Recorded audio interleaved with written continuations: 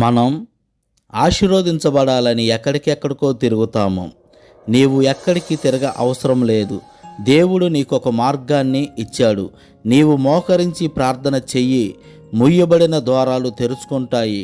నీవు కన్నీటితో ప్రార్థన చెయ్యి, దాచబడిన నిధి, మరుగైన ధనం నీ దగ్గరికే వస్తుంది. నీవు హృదయపూర్వకంగా ప్రార్థన చెయ్యి, నీ కుటుంబము బహుగా దీవించబడుతుంది. నీవు యథార్థంగా ప్రార్థన చెయ్యి, భూసంబంధమైన ఆశీర్వాదములు, పరసంబంధమైన ఆశీర్వాదాలు నీవు అనుభవిస్తావు. ఇది వరకు చూడని ఆశీర్వాదాలు నువ్వు పొందుకుంటావు. అందుకే దేవుని యొక్క వాక్యం తెలియపరుస్తుంది. సామెతలు 8వ అధ్యాయం 21వ వాక్యం మనం చదివినట్లయితే, నన్ను ప్రేమించు వారిని ఆస్తికర్తలుగా చేయుదును, వారి నిధులను నింపుదునని దేవుని యొక్క వాక్యం తెలియపరుస్తుంది.